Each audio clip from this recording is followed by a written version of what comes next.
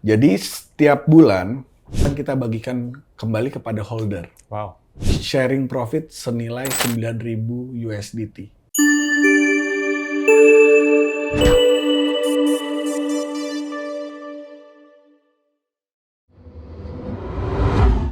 Jalan-jalan naik Alphard, pulangnya lewat Papua. Jumpa lagi di podcast kesayangan kita semua.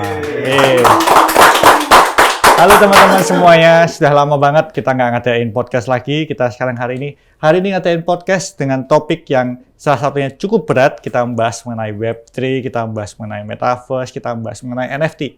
Belakangan ini kan ramai banget orang berita tentang ini ya, tapi banyak banget yang belum paham apa itu Web3 ya. Makanya hari ini kita mengundang tokoh yang spesial, salah satu project Indonesia mengenai Web3. Di sini kita akan mengulik tentang Web3, kita akan mengulik tentang dalam-dalamnya sampai mungkin yang kita undang akan bisa jawab. Ya.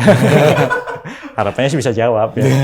Selamat datang Pak Wildan. Ya. Terima kasih Pak Oscar sudah mengundang di Postcard. Keren nih tempatnya. Kita hari ini pengen ngobrol-ngobrol nih masalah Web3. Tapi sebelum saya cecar masalah Web3, saya mau tahu dulu nih tentang, manggilnya Pak atau Mas nih? Mas aja kayaknya. Mas. Ya. Suka pura-pura muda deh. Masa kecilnya di mana sih? Saya masa kecil sebenarnya lahir di Jakarta. Lahir di Jakarta. Nah, cuman lebih banyak menghabiskan masa kecil di Bogor saya. Oh gitu. Tinggal di Bogor, benar. Oke. Jadi dari SMP sampai kuliah saya di Bogor dan akhirnya setelah lulus pindahlah ke Jakarta buat cari kerja. Oke. Saya dengar-dengar dulu Mas Wildan ini kerjanya di laboratorium ya? Oh iya, sebagai itu research ya? research benar, karena pada ceritanya itu sebenarnya saat saya lagi mengerjakan skripsi karena banyak waktu luang gitu ya, jadi selain mengerjakan nih, apalagi nih waktu kosong digunakan gitu. Akhirnya saya melamar ke laboratorium, sekalian juga penelitian. Di situ saya menjadi asisten dosen seperti itu. Oke. Berarti bisa dibilang cukup pinter ya? Alhamdulillah. Mas Wildan, pengen tahu nih, pertama kali kenalan sama kripto tuh sebelumnya dari mana sih? Oke, jadi awal saya tahu tentang kripto itu sekitar tahun 2017, Pak Oscar. Okay. Pada saat itu kita tahu memang Bitcoin harganya fluktuatif sekali, sehingga saya akhirnya mendengar tuh apa itu Bitcoin. Okay. Tapi kalau misalkan sebagai as a profesional, sebenarnya itu mulai di awal tahun 2020. 2017 itu waktu harga Bitcoin 250 juta kan ya? Benar. Jadi dari proses 3 tahun itu, 2020, kemudian? Kemudian 2020 saya berkesempatan ketemu sama Roberto Capodici.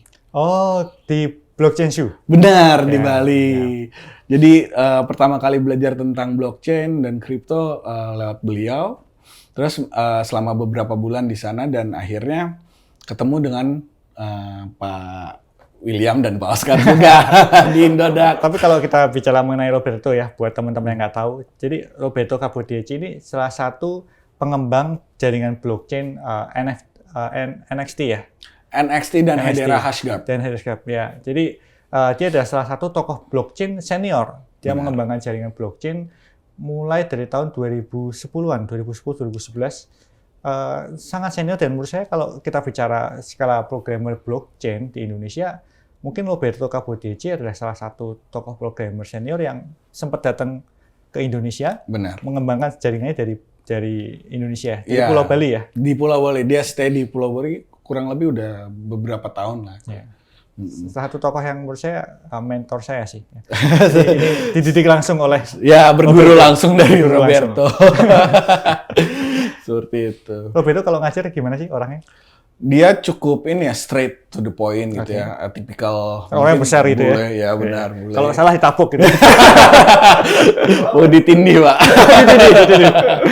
Ya, tapi he's a nice guy. Yeah, he's a very nice guy. Very nice guy. Tahu nggak, standar sedikit nih, Roberto tuh waktu dia umur 20, kurusnya sama kayak saya loh. Oh ya? Wah, saya baru tahu itu. Karena kalau waktu bekerja dengan beliau, saya selalu Roberto duduk gitu ya, dan popcorn. Begitu dia duduk semua goyang.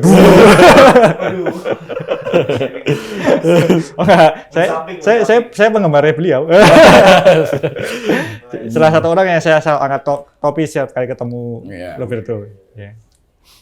Jadi terus kemudian kalau kita bicara setelah belajar di Blockchain U, belajar tentang programming itu, kemudian dipercaya sama Pak William kan mengembangkan jaringan Nusa ya?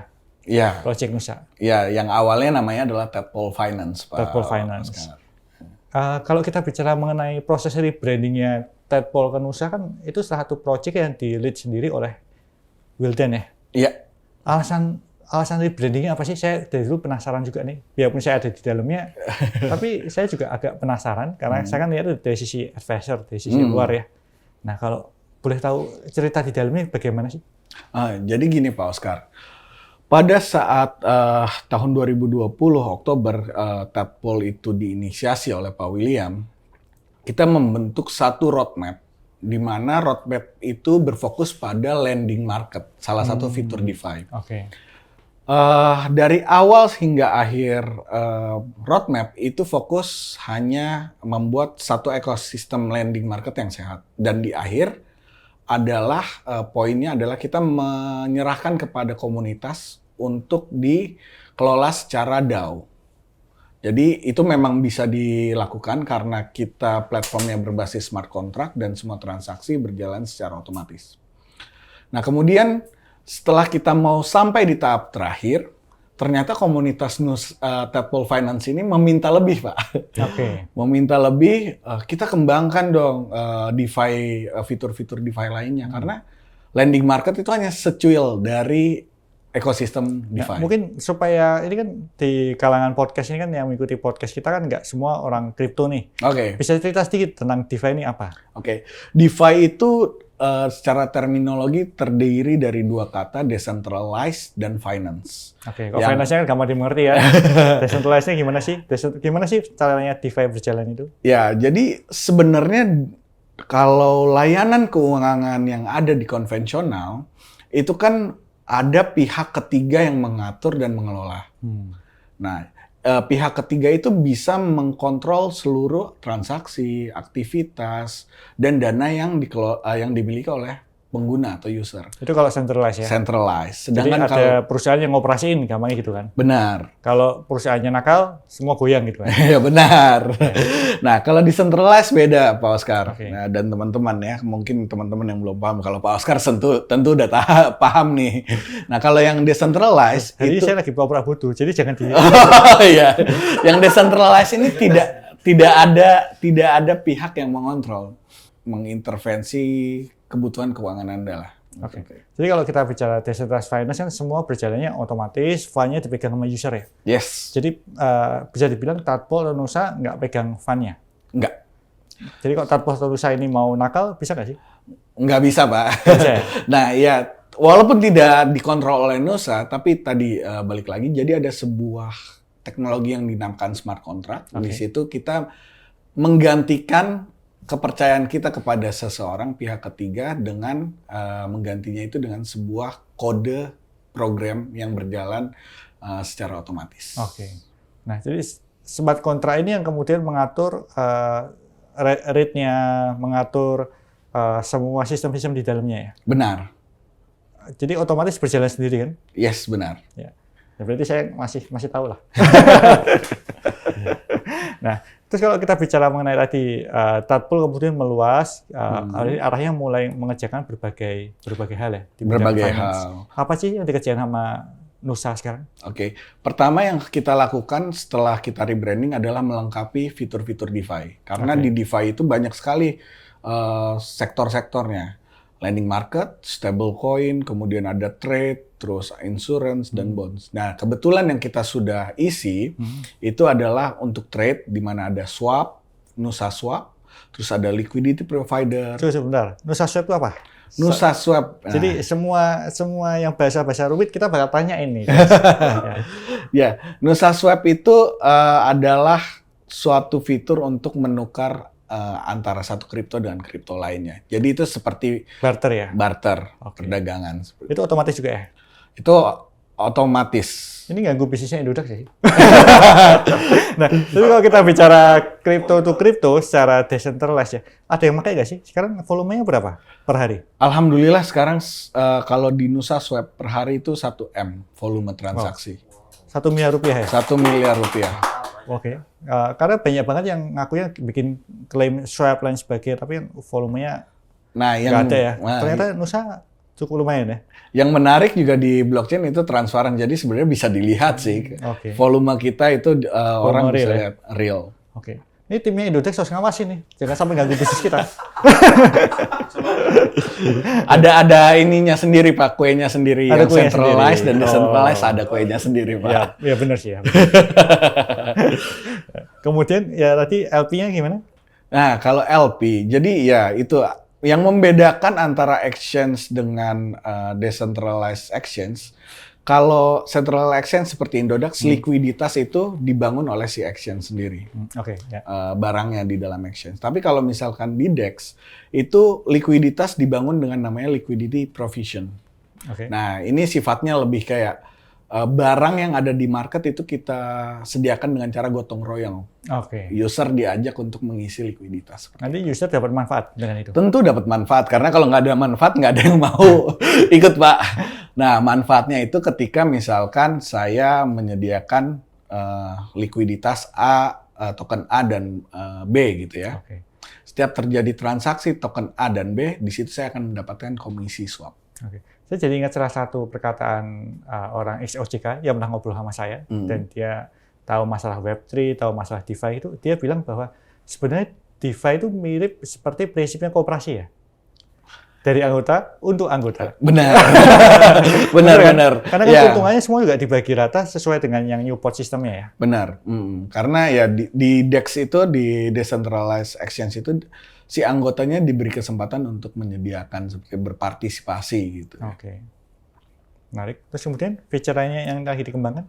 Ada farm, terus Kalau airdrop. farm itu apa ya? Ini nanam apa sih? Kalau saya kan bisnisnya jagung, padi, gitu-gitu kan. Kalau ini apa? Jadi farm itu sebenarnya adalah sebuah ini Pak, sebuah kegiatan marketing activities yang dikerjakan oleh si project. Si project untuk menarik orang mengisi liquidity itu biasanya harus diiming-imingi dengan reward. Oke. Oh, jadi mirip mining.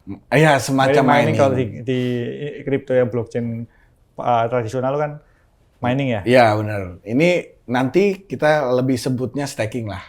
Staking, farm itu staking. Iya. Ini saya lagi pura-pura butuh lagi. Nah, kemudian sudah ada yang pakai Nusa untuk farmnya? Sudah juga. alhamdulillah ada yang pakai Nusa. Semua user kita punya, secara keseluruhan platform kita punya TVL atau total value lock atau total dana yang beredar itu sekitar 1,5 juta dolar. Wow, berarti sekitar 25 miliar rupiah ya? Ya, Dana yang ke-lock di dalam jaringannya Nusa. benar. Lumayan ya? Ya. Ini sekalian alhamdulillah. saya shareholder meeting ini. Ya begitu Pak laporannya. Oh, Pak. gitu. Ya. Kemudian feature berikutnya apa? Feature berikutnya ini sebenarnya lebih ke program sih Pak. Program. Program namanya adalah governance program. Jadi setiap bulan kita kan platform mendapatkan pemasukan dari tadi ada Nusa Swap. Setiap transaksi kita collect fee. Terus ada lending market, kita juga collect fee. Nah, fee yang kita collect itu per bulan 50-60%-nya akan kita bagikan kembali kepada holder. Wow. Oke. Dan menariknya, program ini sudah berjalan 2 bulan. Di bulan pertama kita memberikan sharing profit senilai 9.000 USDT. Wow. Ratusan juta rupiah itu Ratusan nilai. juta rupiah ya? Benar. Itu bulan pertama ya? Bulan pertama. Jadi kalau di koperasi ini seperti SHU-nya ya? Iya. Dan bulan kedua kita 7.000 USDT. Wow, tetap mendekati ratusan juta rupiah. Iya. Dan ini menandakan bahwa platform Nusa ini bisa digunakan oleh banyak user dan menguntungkan penggunanya sendiri. Seperti itu. Semakin ramai platform ini dipakai, semakin besar juga keuntungan yang diterima oleh holdernya atau penggunanya. Oke. Interesting. Usernya daripada Nusa berapa orang saat ini? Oke, ini yang jadi tantangan dan juga potensi. Karena komunitas Nusa saat ini masih ribuan orang. Oke. Dan potensinya di mana? Potensinya dari ribuan orang saja profit sharing atau pengguna platform Nusa udah sebanyak itu ya, profit sharingnya. Kita misalkan mengkalikan user itu menjadi 10 kali lipat, 100 kali lipat, potensi yang diberikan oleh Nusa sangat menggiurkan sebenarnya. Ya, cukup menarik sih, karena ini sistemnya jadi mirip koperasi 3.0 ya. Karena ini semuanya dari member untuk community dan lain sebagainya kan. Benar. Nah, tapi kadang-kadang banyak nih banyak orang yang tanya sama kita ya. Kegunaan token di dalam Web3 itu untuk apa sih?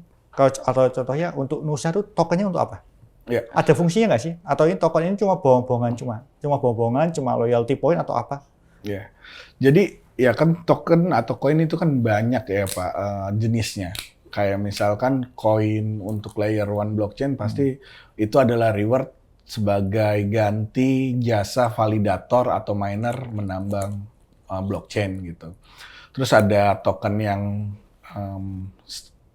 backed by commodity, uang, fiat ataupun gold. Itu tentu kegunaan tokennya sendiri adalah ya untuk merepresentasikan komoditas tersebut. Nah, kalau Nusa? Token Nusa ini adalah token utility. Token utility. Jadi di balik sebuah token Nusa atau sebuah project utility dia harus ada bisnis atau platform yang didukungnya. Itu DeFi-nya sendiri itu kan? Yes. Ya, ini jadi sebagai saran, tips buat teman-teman, kalau misalnya membeli token utilitas, harus tahu nih, di balik tokennya harus ada platform atau bisnis model yang berjalan, karena tanpa ada ekosistem dari si token utilitasnya ini, dia hanyalah token token mainan gitu. Token mainan. Nah, gitu. Nah, kebetulan untuk token utilitas dari Nusa adalah ya utilitas yang digunakan di platformnya. Di platform Nusa, kita bisa menggunakan Nusa sebagai listing fee. Oke, listing fee. Terus kedua adalah untuk jadi DAO-nya atau jadi voting. Votingnya ya. Yang ketiga kita menjadi tiket, tanda kutip tiket untuk beberapa event spesial. Oke. Dan yang keempat adalah untuk menjadi profit sharing, menerima profit sharing. Untuk governance-nya ya? Iya, untuk governance. Okay. Berarti mirip seperti token ini, orang yang punya token ini seperti yang memiliki bagian dari ekosistem ini gitu ya? Benar. Ya benar, sistemnya kayak koperasi banget. Cuma bedanya kalau koperasi itu ada entity-nya. Benar. Kalau ini full decentralized ya? Yes. Ya. Itu yang menarik buat saya tentang DeFi itu yang menarik adalah karena ini memang finance tapi decentralized gitu kan. Iya benar. Nah, tapi banyak orang yang kadang-kadang masih agak bingung nih perbedaannya dengan DeFi dengan peer-to-peer lending. Bisa cerita nggak sih Pak Wildan tentang perbedaan pinjam-meminjam di peer-to-peer lending sama di Nusa Finance itu bedanya gimana? Jadi untuk P2P itu yang ada sekarang itu konsepnya adalah dia memiliki satu entitas yang mengatur. Centralized ya? Centralized. Ini peer-to-peer lending kan ya? Iya, peer-to-peer lending. Ada perusahaan yang mengatur. Terus abis itu yang kedua adalah peer-to-peer lending itu tidak ada anggunan. Oke. Kebanyakan kalau mau kita pinjam tinggal ngajuin gitu. Tinggal ngajuin KTP, terus nama, data diri, terus habis itu dia bisa minjem. Udah pengalaman dia. Habis ini saya lagi dikejar nih, Pak. Ya, sedangkan kalau di Nusa Finance itu berbeda. Pertama yang menjadi membedakan adalah ya decentralized-nya, jadi tidak ada satu entitas apapun yang mengatur kecuali adalah smart contract. Itu rules yang akan kita ikuti secara programming. Semua tercatat di blockchain. Benar, tercatat di blockchain. Dan kemudian yang kita gunakan adalah crypto. Jadi semua yang ada di Nusa Finance ini berhubungannya dengan crypto. Dan kemudian apa sih solusi yang diberikan dengan model Nusa Finance? Nah, itu adalah ketika teman-teman atau trader-trader yang sudah punya kripto seperti Bitcoin, Ethereum yang kemarin 2021 nyangkut gitu istilahnya, terus dia punya tapi dia tidak mau jual gitu ya. Tapi dia di satu sisi dia butuh dana untuk katakanlah trading lagi atau untuk digunakan staking atau apapun itu. Nah, dengan Nusa Finance dia bisa meminjam aset kripto dengan menjaminkan aset kripto lainnya. Meminjam aset kripto dengan menjaminkan aset kripto. Ini contohnya gimana sih? Contohnya gimana? Nah, contohnya saya punya uang 1 juta Pak Oscar. Betul.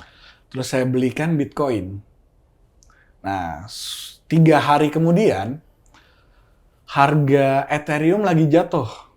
Saya tanya ke Pak Oscar serok nggak? Serok. Saya nggak pernah ngasih saran loh. Nah, kemudian ceritanya Pak. ya terus. Nah, terus habis itu, oh iya, saya pengen serok nih, karena dari beberapa pakar katanya bagus untuk serok. Tapi uang saya udah nggak ada Pak Oscar. 1 juta tadi saya sudah belikan Bitcoin 3 hari yang lalu. Nah, dengan Nusa Finance, permasalahan ini bisa di-solve.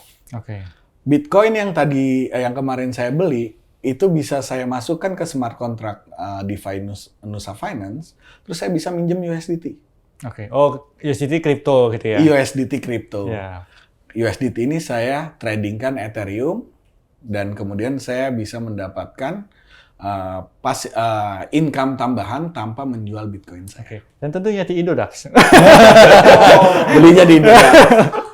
Joking. Karena topiknya hari ini adalah Nusa Finance, ya swapnya di Nusa Finance. Nah, kemudian kalau tadi bicara mengenai token Nusanya, tadi kan kita sempat bahas sedikit tentang token Nusa. Boleh cerita ke teman-teman nggak sih, untuk dapetin token Nusa tuh awalnya gimana sih ceritanya? Nah, dulu kan awalnya tadpole ya, tadi yang diceritakan awalnya tadpole. Itu apakah dulu ICO atau gimana? No. Bisa baru diceritain ya? Iya. Jadi project kami ini sebenarnya bukan project ICO, Pak Oscar. Pertama kali untuk mendapatkan token TAT itu adalah sebuah event dari komunitas TEN. Tokenomics ya? Tokenomics. Jadi dengan cara menghold token TEN, nanti kita akan mendapatkan airdrop token TAT. Jadi itu adalah sebagai salah satu utilitas dari marketing tokenomics. Jadi dulu dibagikan gratis ya? Dibagikan gratis. Dibagikan gratis untuk siapa aja yang punya token tokenomics ya? Benar. Itu dibagikan saat itu berarti nilainya kan awalnya 0 ya? Iya, karena gratis, benar. Sekarang harga token Nusa berapa ya? Sekarang harga token Nusa sekitar $15. Wow. 236. 200 ribuan. Berarti kenaikannya 200.000 kali. Bisa nggak sih dibilang gitu? Ya bisa dikatakan begitu ya, karena sebenarnya token gratis. Token gratis ya. Nah ini yang tadi saya balik lagi ke token utilitas, karena di platform Nusa Finance, token Nusa ini ada kegunaannya. Oleh karena itu memunculkan demand. Jadi yang tadinya gratis, terus habis itu akhirnya ada utilitas, itulah yang membentuk suatu harga dari token Nusa. Menarik, interesting. Nah, kemudian kalau kita bicara mengenai token Nusa ini, kan di Indonesia ini ada lembaga yang mengawasi dan mengatur ya token-token mana yang boleh untuk diperdagangkan di Indodax misalnya, atau token-token yang tidak boleh. Ya, kalau token TAT atau token Nusa ini sudah diakui belum sih? Nah, jadi buat teman-teman nih yang nonton, kalau mau beli token Nusa, tenang. Kita sudah diakui dan masuk ke SK nomor 11 tahun 2022, nomor 268. Jadi sudah resmi ya? Sudah, tapi namanya masih Tadpole Finance, Pak Oscar. Kan sama ya? Kita akhirnya menyurati Bapepti, dan di situ ada surat balasan yang pada intinya adalah token TAT dan Nusa itu adalah sama, dan Bapepti sudah diberitahu. Ditambah juga soal keamanan dan kenyamanan membeli token Nusa sendiri sudah diaudit. Sudah diaudit. Sama siapa? HiChi, Pak.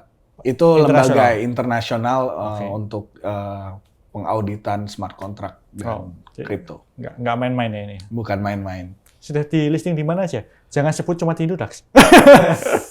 Saat ini listingnya di Indodax, NusaSwap dan PancakeSwap. Oke, juga ada di PancakeSwap juga ya. Iya. Jadi likuiditas di situ juga cukup aman ya. Cukup aman. Oke. Kemudian boleh tahu nggak kalau kita bicara mengenai DeFi ya, kita bicara mengenai ada plan nggak sih kalau Nusa Finance ini akan menuju ke bidang yang lain? Kan sekarang mulai rame NFT, mulai rame Metaverse. Boleh kasih bocoran sedikit? Ya. Sebenarnya bocoran ini udah di publik kalau Pak Oscar baca roadmap kami. Saya kadang ke banyak bisnis jadi nggak ngikutin. Ya, jadi sebenarnya Nusa di tahun ini kita target sebelum pertengahan tahun ini kita akan membuat NFT marketplace. Wow, NFT marketplace. Jadi kita ekspansi dari tadinya hanya DeFi, kita masuk ke produk Web3 lainnya, NFT. Oke. Karena community ini sudah makin solid ya. Benar.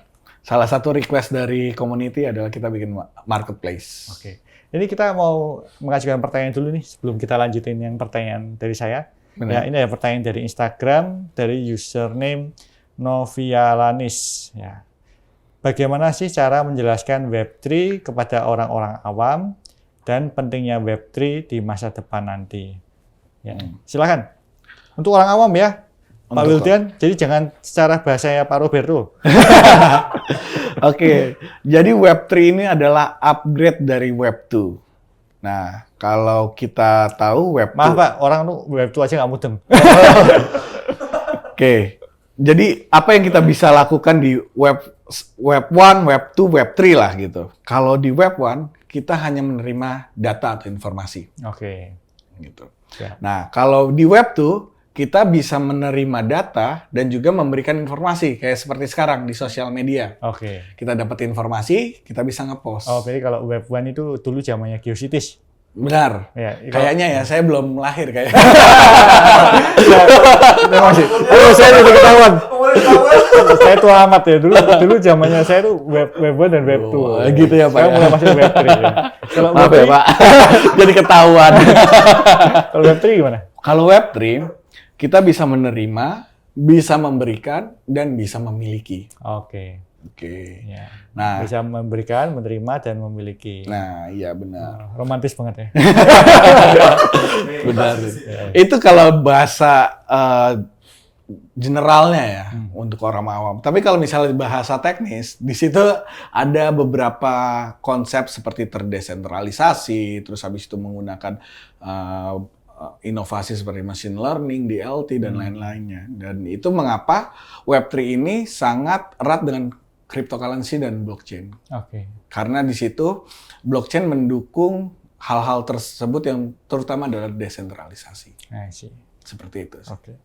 Terus kemudian pentingnya Web3 di masa depan? Ya, pentingnya Web3 adalah kenapa ada Web3? Karena kita ini ada sekelompok orang yang menginginkan aset yang kita punya atau data privasi yang kita punya itu kita kontrol. Oke, jadi nggak lagi platform menjual data-data kita ya? Benar. Oke. Dari situlah berkembang Web3 dan blockchain dan sebagainya. Karena tujuannya untuk melindungi konsumen. Benar. Mengembalikan hak konsumen kepada konsumen. Benar. Iya. Ini bahasa marketingnya. Ya. Ini ada pertanyaan kedua nih dari user Fitriakat 229. Ya. Kira-kira pengetahuan tentang kripto atau teknologi Web3 harus ada di sekolah kurikulum nggak? Pendapat dari Pak Wildan. Mungkin di pendidikan SMA. Ini pertanyaannya gampang banget, tinggal jawab yes dan enggak gitu. Dan kenapa gitu? Dari Wildan. Menurut saya terkhususnya Web3 ya. Karena teknologi berkembang terus. Kalau kita nggak ngikutin teknologi, menjadi negara yang tertinggal dan SDM yang tertinggal itu sangat disayangkan ya Pak. Okay. Nah itu adalah satu hal ya. Yang kedua untuk pada saat ini saya rasa mulai banyak muncul kurikulum-kurikulum walaupun bukan kurikulum formal itu tentang skill set blockchain, kripto itu sudah banyak ada gitu, dan itu sangat bagus. Salah satunya saya belajar blockchain juga dari Indodax Academy, Pak. Oke, ya. Makasih ya sudah dipromosikan. Ya, tapi boleh nggak cerita sedikit nih buat menjawab tentang masa kurikulum ini juga tadi sedikit. Hubungannya antara Web3, blockchain, dan metaverse. Kan orang mulai rame nih bicara mengenai metaverse. Ya, jadi kalau kita sudah bicara kurikulum sekolah tadi kan, tentu kurikulumnya bukan semata-mata tentang Web3 kan, tapi tentang blockchain itu sendiri. Hubungannya apa sih sebenarnya? Sebenarnya hubungan dari tadi dia, konsep Web3 adalah dia sebuah internet versi baru dengan sistem desentralisasi, kemudian memungkinkan seseorang memiliki aset di dalamnya. Nah, hal tersebut didukung dengan teknologi blockchain, karena blockchain bisa mencatat data secara transparan, desentralisasi, dan kemudian hal itu yang menyebabkan Web3 dengan blockchain tidak bisa dipisahkan.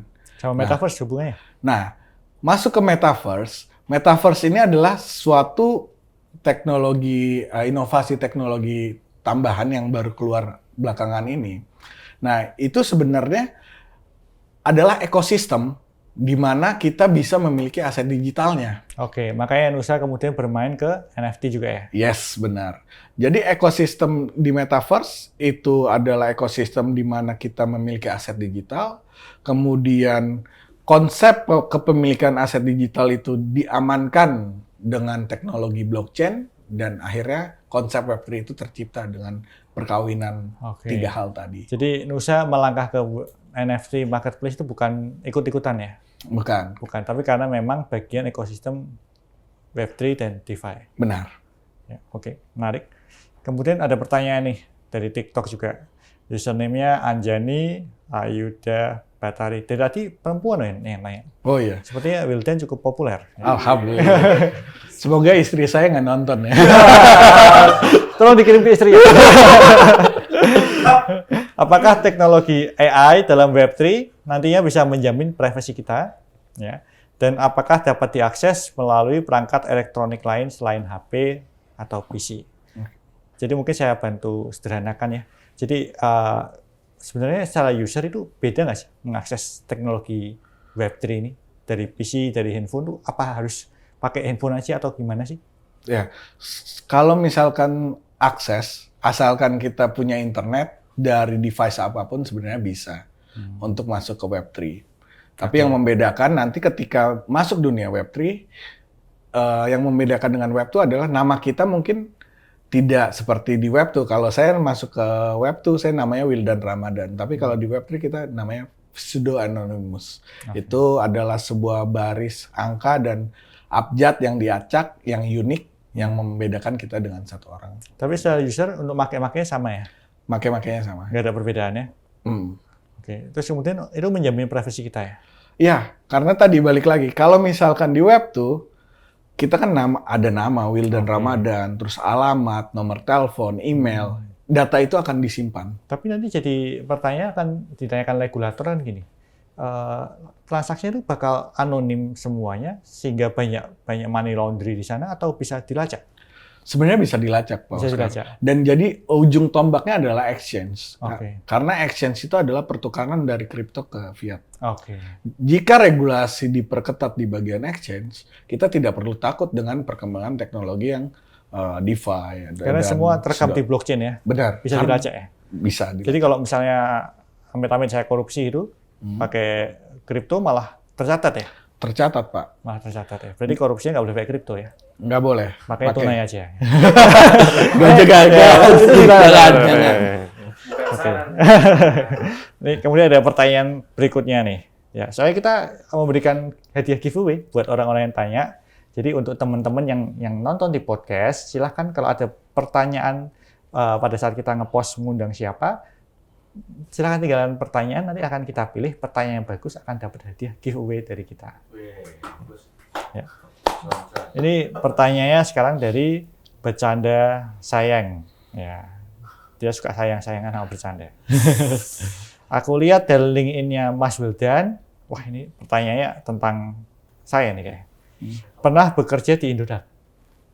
Bagaimana sih cara Kak Wildan build relationship dengan mantan bos setelah resign dan tetap menjaga hubungan tersebut. Kamu memang jaga hubungan sama saya?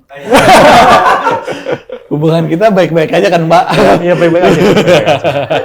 Ya, belum di blacklist sih, belum di blacklist. Ya kalau ada nggak ya? Nggak enak diceritakan. Ya, yang pasti sebagai salah satu mentor saya juga Pak Oscar yang mengajari blockchain dan kripto, karena saya ini menurut saya salah satu orang yang beruntung karena pertama dari Roberto saya belajar tentang blockchain konsultasi, terus habis itu dev-nya, bagaimana membuat project, terus ketemu exchange di akhir, di hilir dari produk industri kripto. Jadi saya mempelajari seluruh hal gitu ya. Dan dengan saya bersyukur gitu ya, salah satunya dalam menjaga hubungan baik dengan Pak Oscar. Dan Caranya gimana? Caranya Seperti apa? Mungkin ya? dikirim roti gitu setiap hari. Tutorial. Ya, kita keep contact, Pak. Keep contact ya. Keep contact. Makanya saya sering dapat message dari kamu selamat tahun baru gitu ya. Iya, benar. Selamat ulang tahun, Pak Oscar. Oh, iya. Tapi yang terakhir nggak dibalas saya, Pak. Oh, saya balas Oh. dalam hati. Sorry ya, nanti saya balas habis ini. Ya. Ini pertanyaan terakhir nih dari TikTok. Username mridwan_abd. Sebagai masyarakat awam, bagaimana cara terbaik supaya kita bisa berkontribusi terhadap Web3? Apakah sebagai pengguna atau ikut serta menjadi pengembang? Oke. Alangkah lebih bagusnya kita menjadi produsen ya. Oke. Menjadi pengembang gitu. Tapi at least kita mengikuti sebuah perkembangan teknologi itu adalah hal yang baik. Karena dunia ini terus berputar, terus maju perkembangan teknologi, jadi jangan sampai tertinggal gitu. Ya. Itu Dan sih. kalau semangatnya Web3 kan dari anggota untuk anggota ya. Benar. Jadi kalau masyarakat awam mau ikut-ikutan, sebenarnya dengan menggunakan juga ikut berkontribusi kan? Ya, Benar ya? benar. Ini saya bantu koreksi. Benar, Pak. Nah, satu pertanyaan terakhir nih, Wildan. Ya. Saya minta tolong di proses penjawaban ini jangan sebut nama saya karena saya tidak mau proses penjilatan di sini. Ya. Tokoh idola. Pak William Sutanto. Pak William Sutanto. Saya juga penggemarnya Pak William. Kenapa mengidolakan Pak William Sutanto? Karena Pak William itu jenius, serba bisa. Terus sebenarnya Pak William tuh aktor di belakang layar loh, Pak Oscar. Ya, saya tahu dong, kan saya partner sama dia. Saya banyak belajar dari beliau. Ya. Oke, kemudian saya baru teringat satu pertanyaan nih, hampir aja lupa. Kan dulu sebelumnya Wildan itu kan belum memiliki tim ya, kan kerja di Indodax. Saya tahu kan juga megangnya tim kecil. Ya, sekarang Nusa itu kan sudah punya puluhan tim, orangnya puluhan.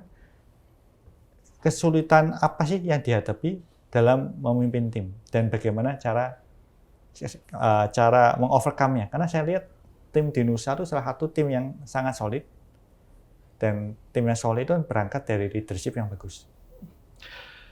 Saya ini bukan memuji orang ya Pak ya, tapi saya teringat salah satu mantan bos saya itu pernah berkata, kita harus memperlakukan tim kita sebagai layaknya keluarga. Itu siapa yang ngomong? Ada mantan bos saya. Dan itu memang, tapi faktanya seperti itu Pak. Jadi saya... Tapi kata-kata itu familiar. saya jadi LBF ya.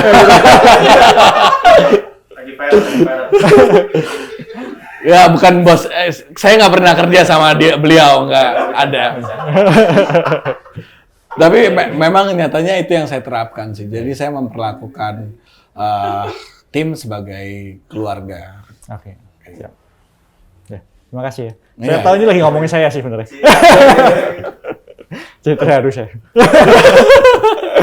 Oke teman-teman podcast, ini kita nggak terasa sudah hampir 1 jam kita podcast membahas masalah Nusa ini.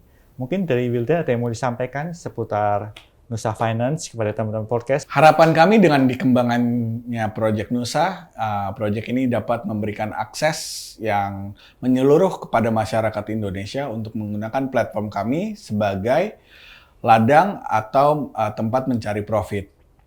Kemudian dengan Project Nusa sebagai salah satu project yang lulus dari atau mendapatkan lisensi Bapepti, kami harap ini juga akan meningkatkan kualitas dari project-project asal Indonesia dan menjadi kebanggaan kita semua. Thank you banget Wildan sudah gabung ke acara podcast ini. Nah ini ada sedikit kenang-kenangan nih buat Pak Wildan Ramadan. Terima kasih. Dari podcast. Semoga berkesan dan menjadi penyemangat. Wah. Ya. Dipajang di kantor ya? Ya. Wih. Kantornya di mana nih sekarang? Kantor kami di Treasury Tower, SCBD, lantai 16. Oh, keren banget. Ya. Teman-teman yang mau datang boleh. Oke, teman-teman. Thank you. Thank you.